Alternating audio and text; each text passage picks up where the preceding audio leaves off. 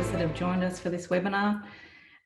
If you can keep your mics on mute, that would be fantastic. I've got Penny Kerno working with me, monitoring the chat pane.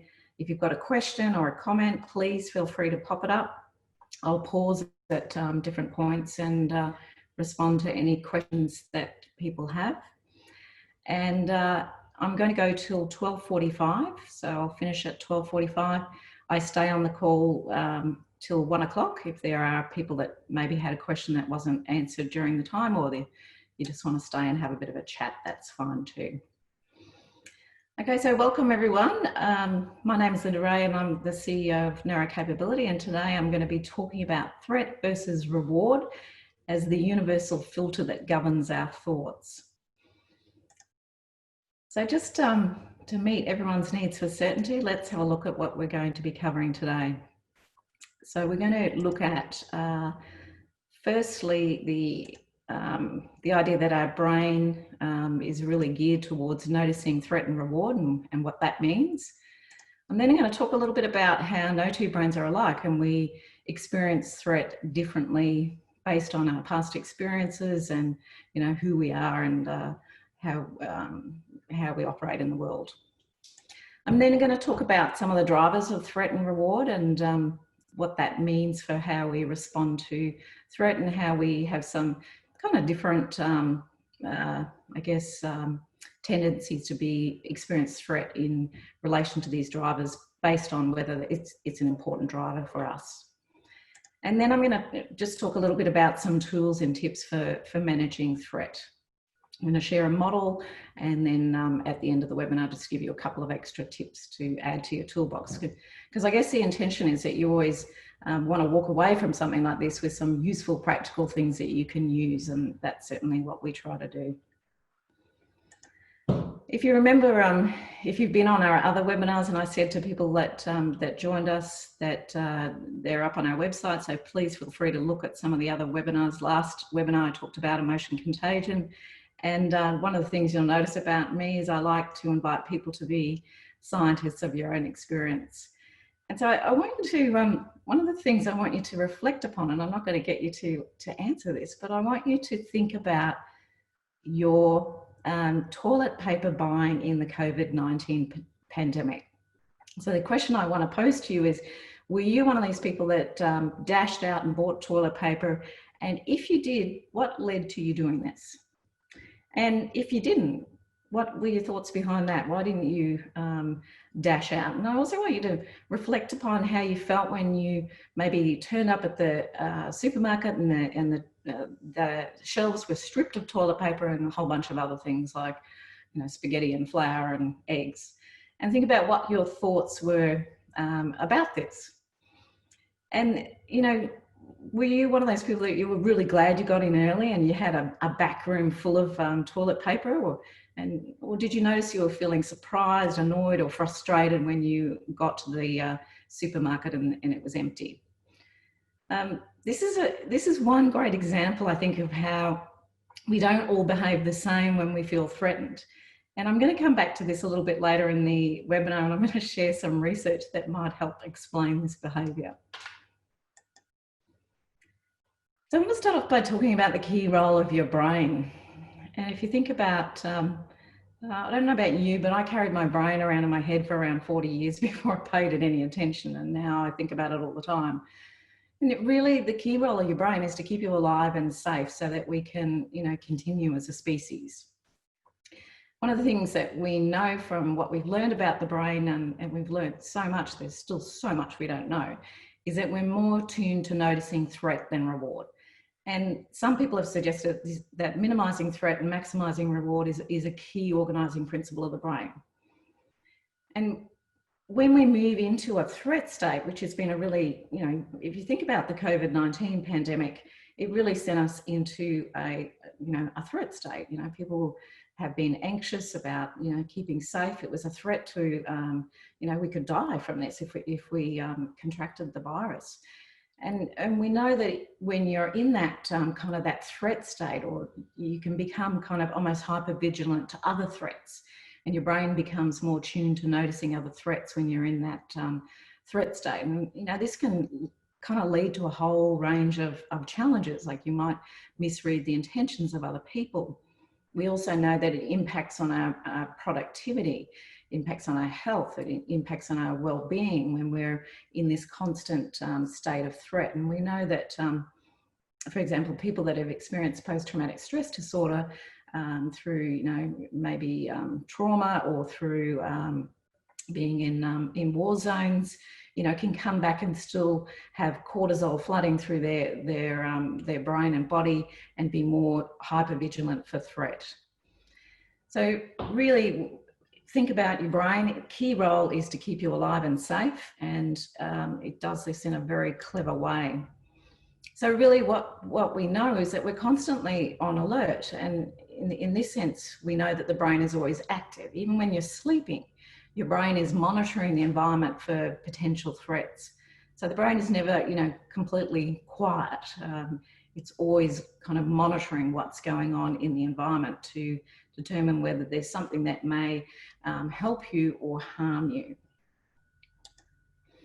And this is one of the things that blew me away when I first heard this, and some of you may already know this, but we take in information through our 5 senses. So through sight, through our skin, through our sense of hearing, smell and taste. And you can see that there's a whole lot of information that's coming in and that's being processed by the brain. So brain is kind of like an information and processing and messaging center. And so you can see how much information is being processed by each of these 5 senses on the slide. So most of it, around 10 million bits of information is being processed per second through the eyes. You see skin is 1 million, 100,000 through ears, smell, and then right down to taste, about 100 bits per second. And so this is what's happening. You're sitting there right now. Even right now, your brain is monitoring the environment and keeping you safe. And so if there was a really loud bang, you'd pay attention to it. And I was on a Zoom session earlier today, and the person I was speaking to, there was a very loud bang. And of course, his brain said, hey, you better pay attention to this because it might be something serious. And so he stopped and, said, and he actually said, there's been a loud bang. And I said, do you need to go investigate? And he was able to kind of go, no, I think it's okay. I think they're just doing some work in the room next door. But our brain is constantly monitoring the environment and taking information in and bringing it into our conscious attention. So from this 11 million pieces of bits of information that the brain is processing per second, we're only conscious of around 40, maybe to 50 bits per second. And this kind of makes sense. So imagine what would happen to us if we were consciously aware of 11 million bits of information per second. We'd literally go into meltdown. We basically can't do it. So the vast majority of the brain's activities kind of take place outside of direct conscious control, which is why practice and habit formation are important, because they train brain circuits, or they train circuits in the brain to carry out actions kind of automatically outside of conscious awareness. So right now you're only aware of about 40 pieces of information per second. And for those of people that were on the webinar where I was talking about emotions are contagious last time, one of the things I got you to do was to close your eyes and tune into sound. And what people reflected upon in doing that, being the scientists of their own experience, was there was a whole range of sounds they hadn't been aware of until they paid attention to that. And that's because those sounds aren't potentially something that's going to harm you or help you. It's not going to be a threat or a reward. So your brain dismisses that as not being relevant or important. Right now, I guess when you think about COVID-19 and all of the things that have kind of changed, I know my behaviour when I go into a supermarket is very different now. Before COVID-19. Before COVID-19, I went into the supermarket, I bought my groceries and out I went.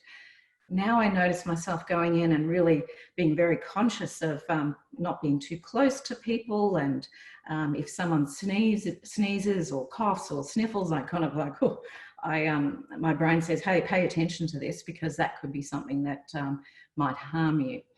So it's very also context dependent, what we pay attention to in the moment.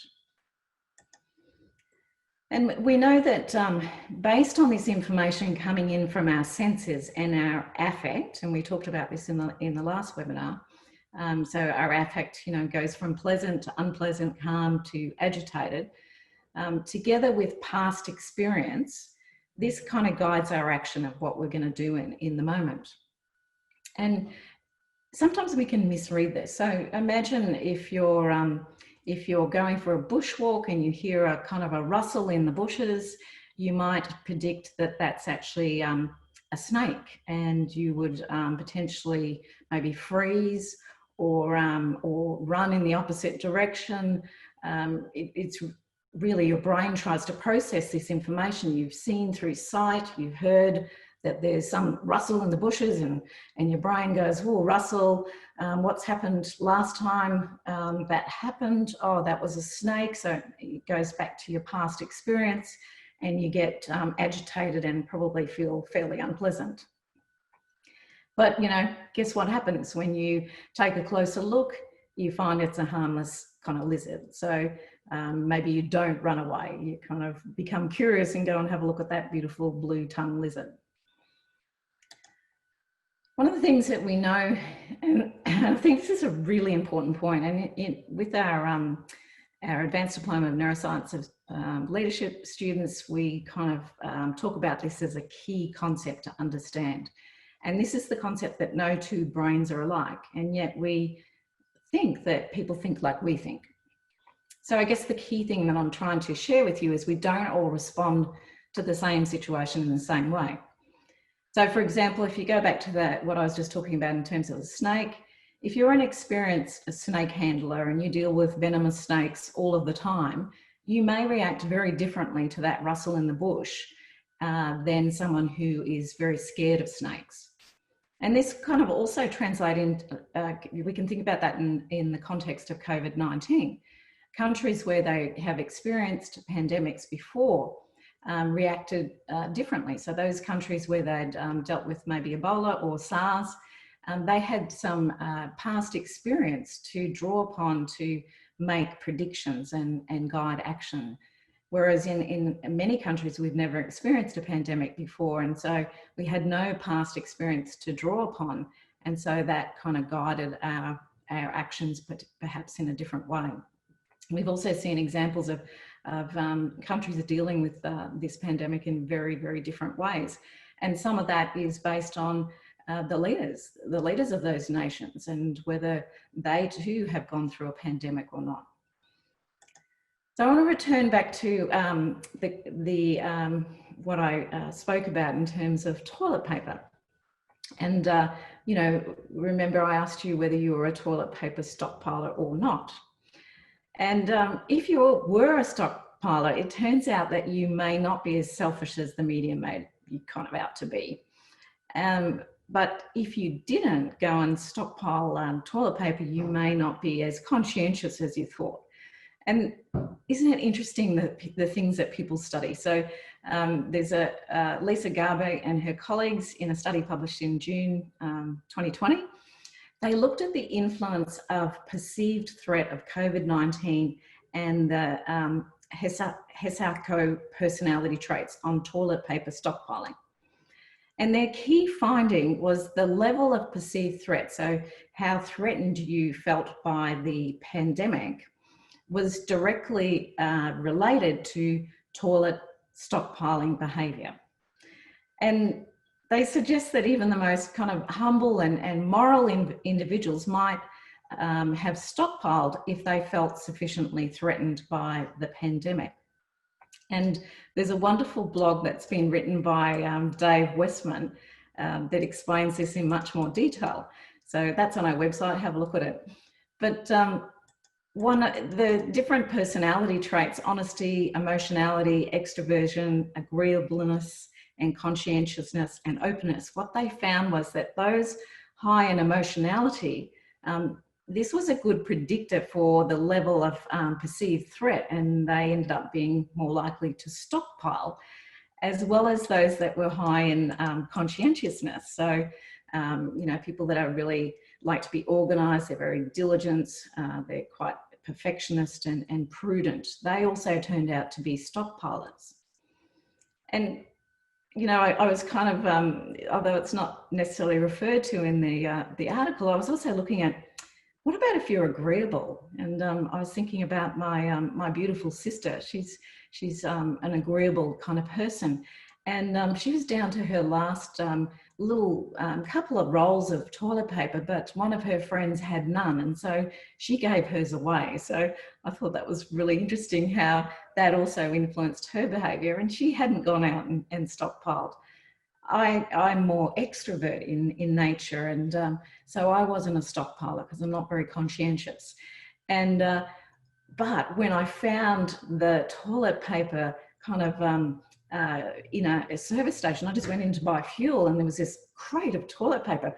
I squealed with delight, and I ran around, kind of jumping for joy. And then I told everyone I could find in my contact list about this, so that they could also buy toilet paper. So I guess one of the key takeaways that Dave talks about in his article is that telling people how selfish they were for hoarding toilet paper isn't going to work, and if you're looking at more conscientious people, it's much more important to talk to them about, that the supply chains are secure.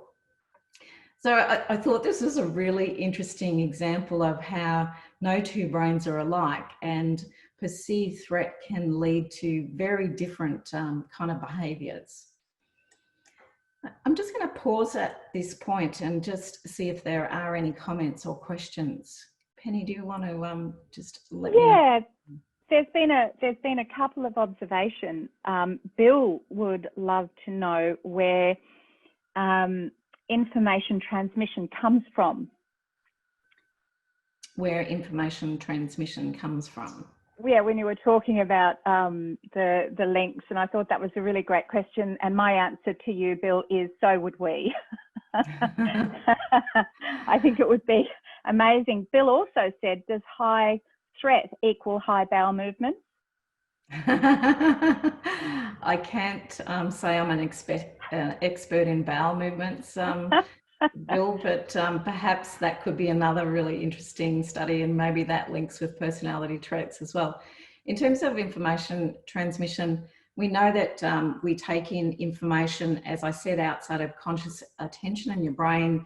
The brain is a highly connected organ, and as we take in that information, as I said before, we make predictions, and that influences our kind of affect as well, how we feel about a situation based on some of that past experience. So it links with so many different parts of the brain are active when we're actually taking in that information, but it becomes particularly active when we notice a threat. So when we see threat, then the brain kind of goes on high alert, and we see a whole bunch of physiological changes in the body that gets us ready for either fighting, fleeing, or freezing in that moment in order to meet our brain's need for safety.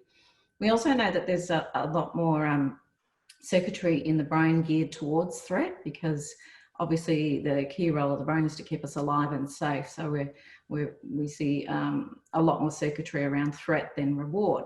Now, obviously that's a key driver of behaviour too, because we want to experience reward, we want to experience joy, and that's great. But our brain is much more on the lookout for those things that could harm us or threaten us. Any other comments or questions? Well, yeah, Reid just brought us to Kahneman's work, Thinking Fast and Slow, and the two systems that he often talks about. So a really interesting observation. Yeah. Was there a question around that, or is that something just drawing our attention? Okay, thanks for that, Just drawing our attention. Yeah, really great book if you haven't looked at that, Thinking Fast and Slow by Kahneman. And yeah, they do talk about different systems in the brain. And I think we have to be really mindful that a lot of the science is changing, and there's new theories coming in all the time. But yeah, there is we know that we can actually direct our attention towards things, which is more like a top-down attention, and then outside of our conscious awareness, our brain is monitoring the environment, which kind of is that more bottom-up attention, and we quickly put attention to those things that might harm us or could be a danger to us. Any other questions or comments? No, just a comment from Jeff McKeon. Thanks, Jeff. Google Who Gives a Crap, an Australian company that delivers toilet paper to your door as regularly as you want it or need it. They also donate their profits to charity, which is really, really lovely. Thanks, Jeff. Yeah, thank you very much. Wonder if it's 3-ply or 1-ply. I was thinking about people with conscientiousness might be buying the 3-ply so they can divide it into 1-ply if things get really bad. All right, I'm going to keep moving on then. Thanks for those comments and questions, and hopefully you've got a bit more understanding about this whole toilet paper stockpiling phenomenon. And it's interesting, it wasn't just toilet paper. We saw in other countries, in Asian countries, there was noodle stockpiling. So no one wanted to be without their 2-minute noodles. So I think it's important to understand that threats aren't just physical, and there's been wonderful research that was done in the cognitive social neuroscience field, particularly by Naomi Eisenberger and Matt Lieberman, and they were really interested in looking at the parts of the brain that light up when we experience social pain. So, you know, they were able to determine the parts of the brain that are active when we experience physical pain, and they wanted to kind of understand what parts of the brain might be active when we're experiencing social pain. And so they did this really interesting kind of experiment. It was a cyberball experiment where they had people in a scanner, and they were playing a game, which was kind of a virtual ball passing game. And of course, it was rigged. They always rig these experiments when they're trying to look at particular behaviours. And what happened after these 3 people are passing in turn, and then after a little while, just 2 people start passing. And so that this was their kind of cyber version of social pain. So they were trying to look at what happens when people are excluded from something that they think they're part of. You know, they're part of a little group, and then all of a sudden these 2 people are doing their own thing, and they're not getting the ball. And one of the things that they hadn't anticipated was that the similar parts of the brain that are active for physical pain were active for social pain too. And so they know that social pain is what they would see as a primary need. And that sort of work has challenged Maslow's hierarchy of needs, because it talks about our basic needs, but they're actually saying our social needs are as important as our physical needs. And we know that when we experience social pain, that it elicits quite a strong threat. So when we feel that people have gone for drinks after work like they used to pre-COVID-19, and we're not invited, that can make us feel like that we're ignored or we're not part of a group. And what's even interesting is that even just recalling a social pain memory, and we know that the brain stores memories with emotions attached to it, that when we just remember that, we can re-experience it. And obviously, if it's an experience where there's joy and happiness, then you can re-experience that joy and happiness just by remembering that particular event, or what they call episodic memory. On the other hand, if you remember something where you felt some level of social pain, you can re-experience it in the moment as you bring that into your conscious attention.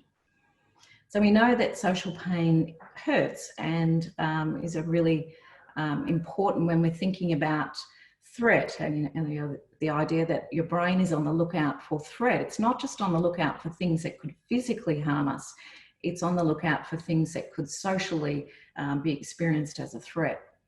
And so, you know, if you think about the world of work is a highly social kind of context, and we're working with other people, we work in teams, we have conversations, we work with people outside of our teams, we're working with customers, we're working with, you know, clients if you're in a human services sector.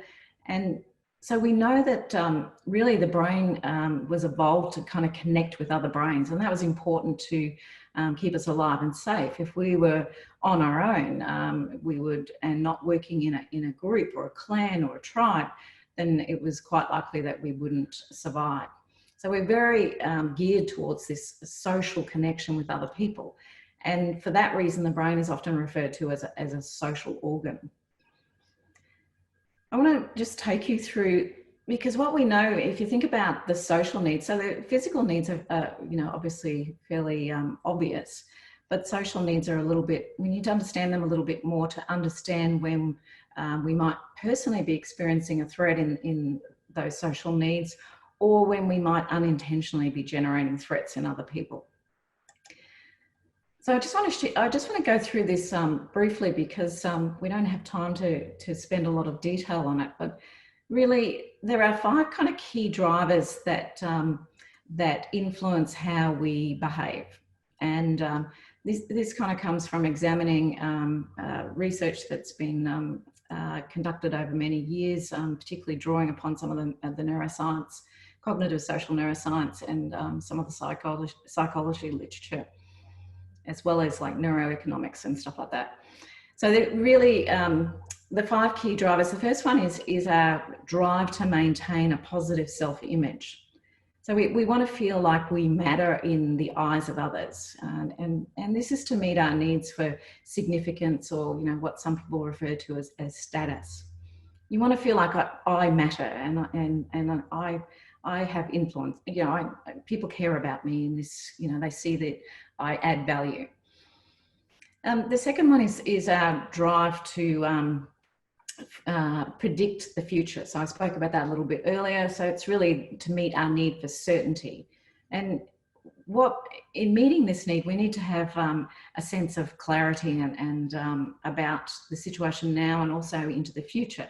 And we know we spend a really significant portion of our time, because the brain is a prediction organ, looking at what's going to happen and trying to predict what's going to happen next.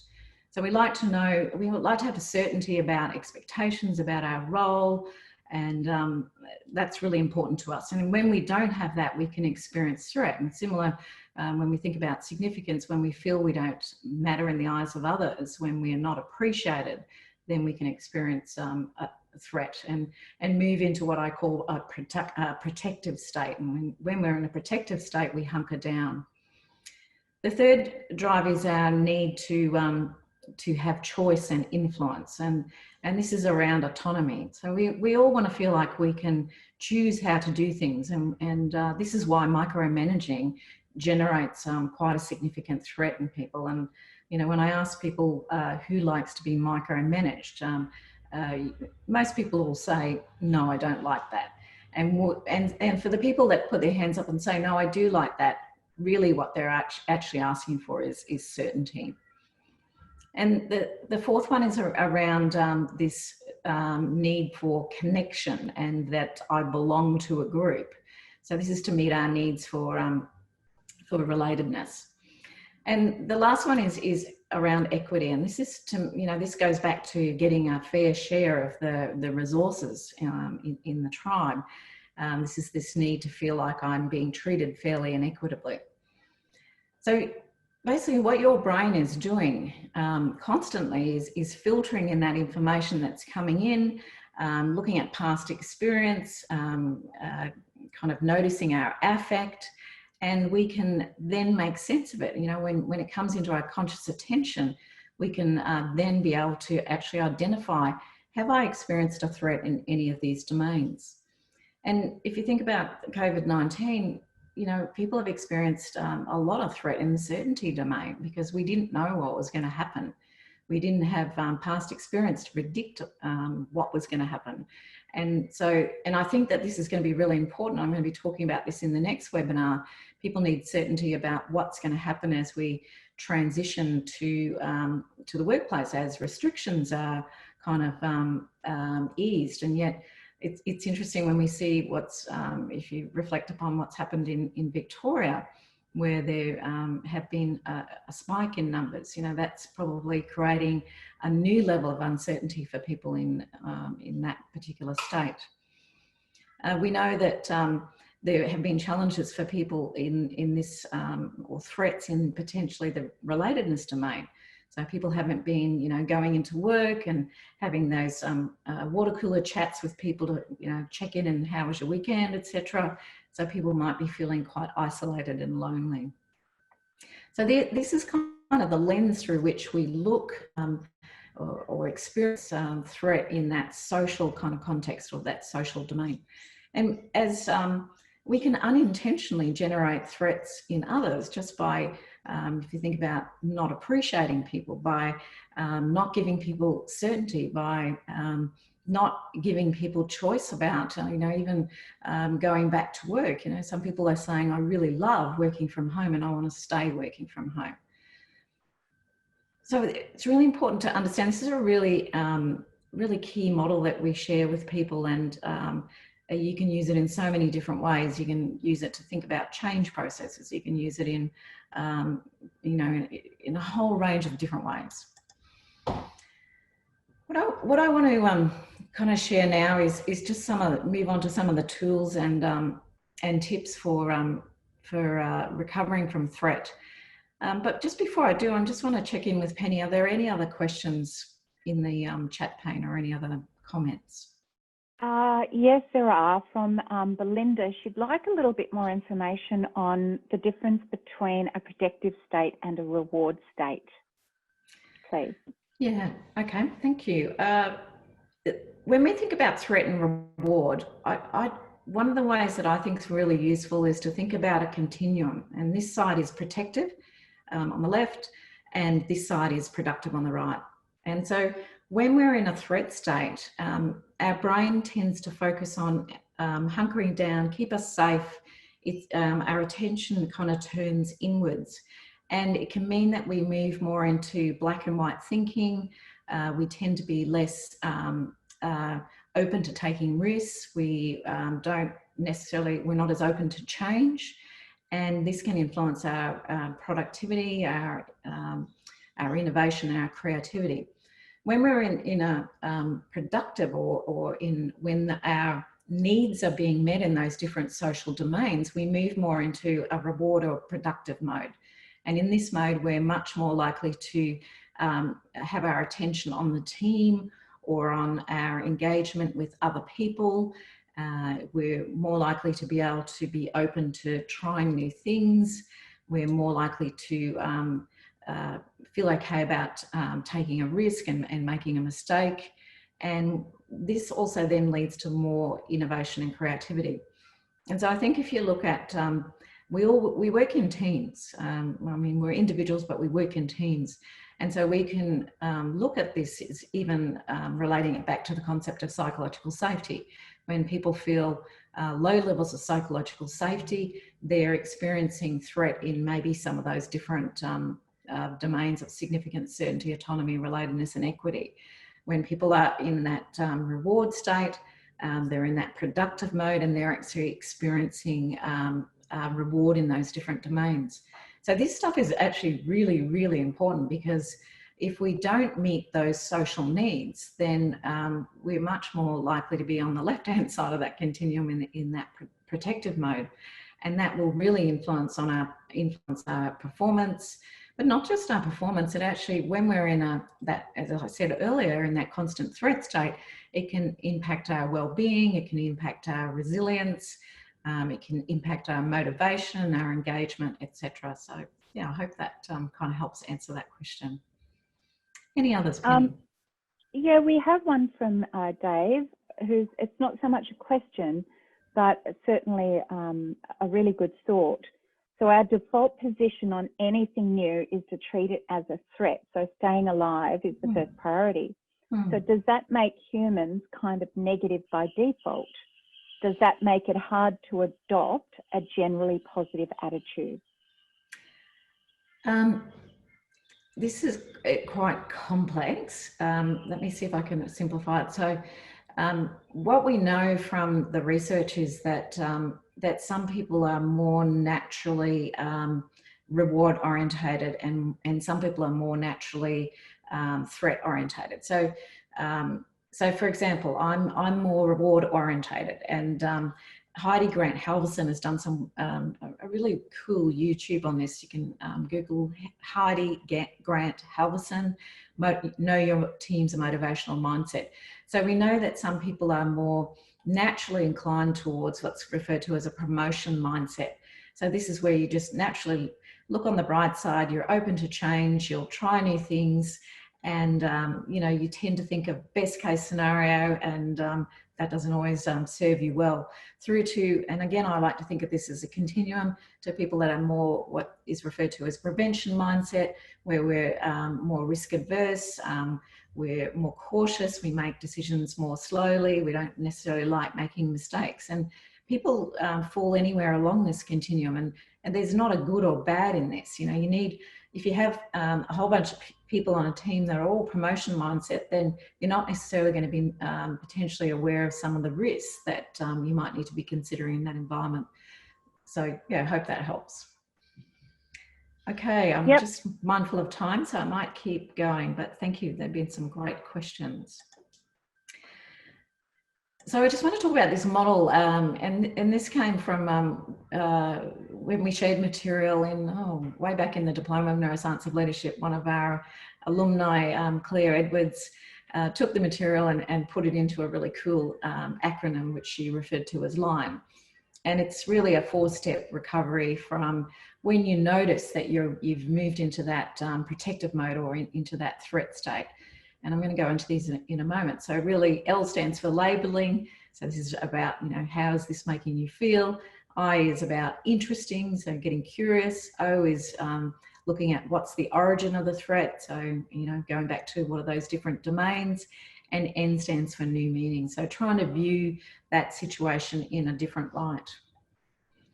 And for those of you that were on the Emotions Contagious webinar, you would have noticed that I went into a little bit of detail around using labeling as a strategy. So this is the first part of LINE, and hopefully those people that were on the call have been practicing labeling and getting better at your emotional granularity.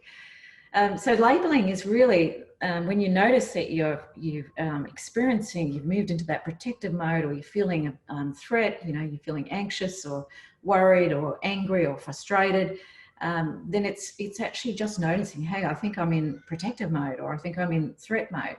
And you don't have to say this out loud. You know, I'm an extrovert, I tend to say it out loud. You can say it in your head. It works just as well saying it in your head. And then it's really important to go, how am I feeling right now? You know, am I sad? Am I angry? Am I excited? You know, because you can use labeling too when you're feeling in a reward state. You can use it both in reward, but obviously I'm talking about this mostly in the context of when you're in threat or protective mode. And really what we know from when you just label is that this actually dampens down some of the arousal associated with that threat. And as you dampen down that arousal just by actually saying, I'm feeling, this actually then helps you to think more clearly in the moment. So this is the very first step, and it's really important to do this as much as you can in the moment when you first notice that you're getting anxious about something, or something's putting you into that kind of threat state. The second part, and I think this is really, really critical, is to get curious. So, you know, to kind of go, oh, that's interesting. I wonder what that's about. I wonder why I'm feeling this way. And this getting curious is really key. And you can use this not just for yourself, but for other people. So, you know, if you're working with other people, and we've got people that work in a human services sector, right through to if you're a leader, or just in interacting with another colleague, you can help them to label how they're feeling, and then help them to unpack, you know, where is this, you know, wonder what this is about, and let's get curious about this. Let's kind of dive into this a little bit more and see what's leading to you feeling in this particular way. The third component of this model is looking at in what domain, certainty, autonomy, relatedness, or equity has this threat been generated? Where is it coming from? So, you might feel, your feeling might be around anger, and you might say, I'm feeling really annoyed and disappointed, because if you remember in the last webinar, I said, try and look at all of the feelings associated with that. And it might be, you think, okay, well, I wonder what that's about. So, you've got curious about it, and then you're trying to work out what domain that threat is being generated in. And it could be significance. It could be that I'm feeling really annoyed that no one has asked me for my expertise in this area, because I have particular expertise and it hasn't been tapped into. And that's making me feel like that I'm not important and that I don't matter in this team. So really trying to unpack and think about where it's coming from.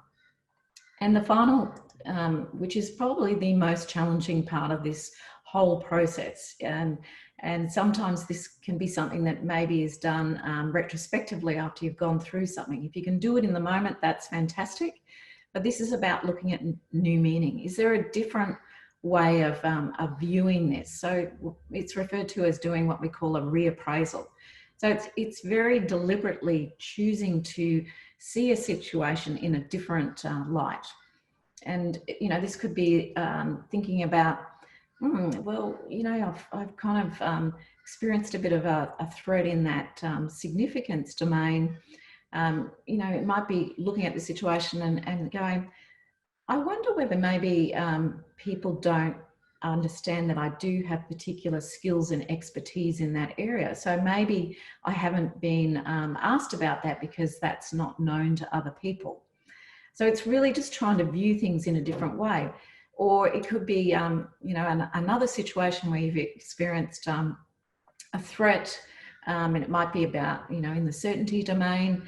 And, when you're really experiencing that and you're kind of feeling really overwhelmed by that, you've gone, this is certainty, is the domain that I'm experiencing threat in.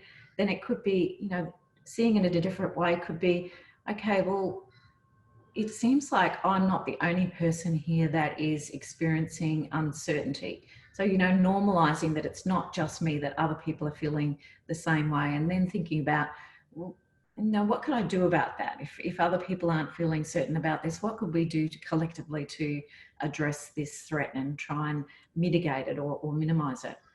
So it's a really simple model, and we've shared this quite a lot over the years, and people have found it really beneficial.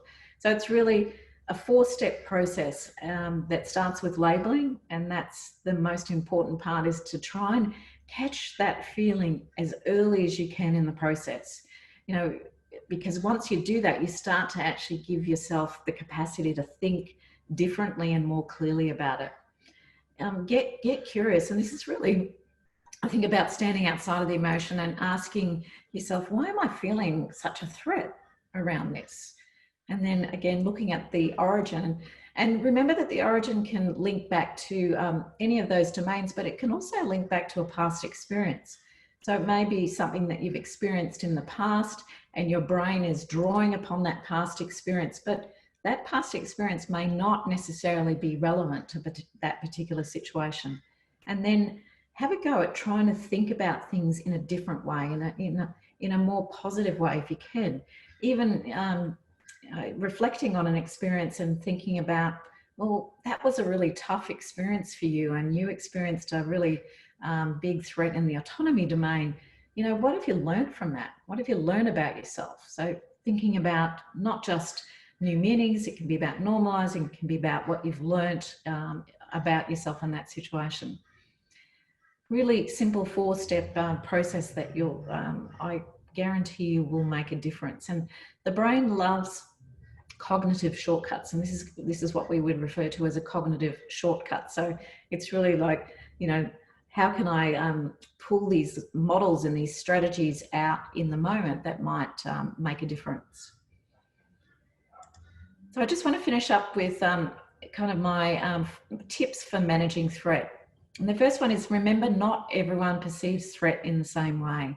And this is really important. What you might experience as threat is not necessarily going to threaten other people, and what other people experience as threat is not going to necessarily be the same for you.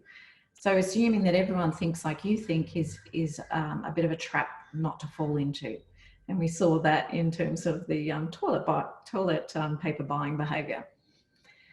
Look out for those social threats and try and catch them early. So notice, if you've unintentionally generated a threat in another person that you're interacting with. And we don't do this. We don't go, oh, yay, I'm going to go and generate threat in people. We often do this unintentionally, but see if you can notice it and then try and find ways to minimize or mitigate the threat that people experience in those different domains. Try out and see if you can tame the threat using Lion, and see if you can take that model with you, write it down and have a go at it. The next time you notice yourself feeling that threat state, try and see if you can apply it. And I'm probably going to sound like your mother here, and I don't apologize for that, because I think one of the things that we need to be particularly mindful of right now is that everyone is experiencing some level of threat. And I was talking to a GP recently, and she was relating her experience, and she said what she was noticing is that that she's seeing more and more people that are kind of losing the plot at the moment. And her hunch was, we've been operating on kind of adrenaline for a while, and that people are getting exhausted by that constant kind of uncertainty and threat. And so it's really important to think about building your resilience. And the three key things that I would really suggest you think about is, are you getting enough sleep?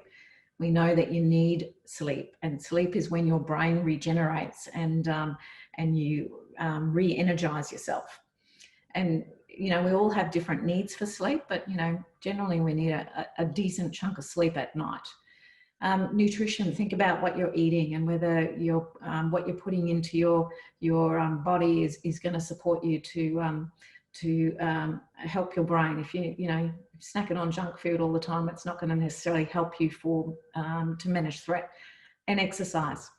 One of the things we know is that when you're feeling that in that threat state, one of the best things you can do is probably get up and go for a walk. Get outside if you can, and even if it's only for 10 minutes, just actually that physical exercise will make all of the difference. I'm out of time, so next webinar is going to be about transitioning back to work. And we have, as always, I just put up our resources and contacts. We've got a ton of free resources. Please share them with other people. The recording of this webinar will go out to you today, so please feel free to share that with others that you think would benefit, and check out our courses. We've got an advanced diploma of neuroscience of leadership intake coming up in August. We'd love to see you on that. If you want more information, contact us. I'm going to stay on the call for till 1 o'clock. Are there any other questions or comments? Linda Reed says, love you, Mum. Going for a run straight after this. Oh, that's wonderful. I love it. Lots of people have made just comments on how helpful the webinar has been, and all of them are. So yeah, thank you to everyone. That's just fantastic. Wendy said context is everything. Yes, absolutely. Yeah, that is a really important point. As you say, Wendy, context is really important. Is there anyone else on the call that wants to come off mute and ask a question or make a comment? I'm more than happy to have another little chat with you. Thanks to all of those that have participated, and I hope you can join us for the next webinar.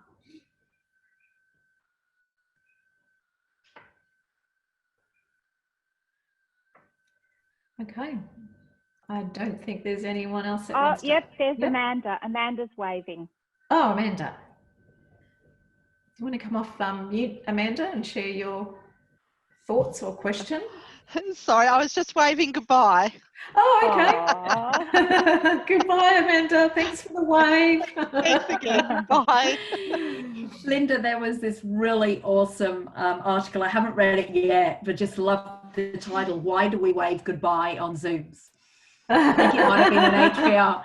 And I'm keen to just find a bit of time to read that, because I think that would just be brilliant. Because we do, don't we? It's so personal. Yeah. We want to wave goodbye. Well, we can tap people on the shoulder or shake their hand or Well, we're trying to keep a social norm in an unnormal you're right, Troy. I think you're absolutely right. That's so true. Yeah. Phil, did you want to say something? Yes. It's probably listening to some other content on this. It's been this You're just a bit hard to hear, Bill. Right. Oh, that's much better. Can you hear me okay? Yeah, that's much better. I think we've lost you, Bill. Can you hear me okay? Yeah, that's good, Bill. Yeah, so the question I have regarding feelings and emotions is there's a couple of things. Number one, feelings internal, emotions external, but that's kind of one thing. The other is that when I think of the experience for me of having something happen, and then what I think that my brain does first is then make meaning of that incident, that experience first, and then I do prediction. Because picking up on a lot of the things that I've been hearing about the brain being a prediction machine, my thinking is that we're meaning-making machines first, and then we do predictions. So, thoughts, points of view, items of clarity? I kind of think prediction is kind of meaning-making anyway. Because, and Wendy's nodding, so I'm guessing she agrees. So prediction is the meaning making, the sense making, based on what we're noticing from a physiological, so the physiological signals, linking back into episodic past memory, and then bringing that together to predict and guide action. So I think that's kind of how it, what we're seeing in the research. And people are talking about prediction as one of the key, like some people suggest it's the key organizing principle of the brain. Yeah. I was just talking to a professor of organizational neuroscience the other night, and so this is still a contested area. So he kind of thinks that we have two switches, safe, not safe, and that we're constantly just working between those, and that we're really looking at everything through that safety kind of lens, which kind of makes sense, I guess. I unfortunately didn't get enough time to interrogate him about that, and I'd like to explore that a little bit more with him, and I'll share that with our alumni what I find out from him. But I guess Lisa Feldman Barrett, her lab and other labs have really been looking at this whole idea of emotions and prediction, and not just her lab, other people have been looking at the role that prediction plays in how we then make sense of the world. And we don't always predict correctly. That's the really key thing to understand. Sometimes we make incorrect predictions based on past experience and misreading our affect. And I think I shared maybe in the last webinar, and I know I shared in the Neuroscience of Leadership course around the parole decisions. And so that misreading of that hunger, which was like I've got a sense this isn't quite right. They made different decisions, so they didn't make the same. It impacted so significantly on their decision making. The kind of reason why, and I hear definitely what you're saying about prediction, and I obviously need to study this more. The reason why meaning kind of tends to make more sense for me at the moment is because it starts from the moment we're born, and from that moment of being born, I then start to have experiences. So I call out and immediately I get that warm mothering embrace. So I make meaning of, oh, I call out and I have positive feeling. Or I could have the experience of, I call out, I get nothing. I call out, I get nothing. Then I call out and I get yelled at and pushed. So in that moment then, as I'm starting to form my experience of the world, a la form the ego, etc., I make meaning first from the experience of what I do or the environment back, and then I start to predict. So the call out and I get nothing is then I'm making meaning of that, and then therefore I better be careful about calling out, or I'll have to call out louder. So that's is it the swapping between unconscious prediction and conscious prediction? Is it, because I'm sort of relating a little bit to what you're saying, but I'm knowing, like, just coming into a new contracting role at the moment, I'm seeing really tiny subtle things. I'm conscious that I'm predicting what those little tiny things mean in a very big picture.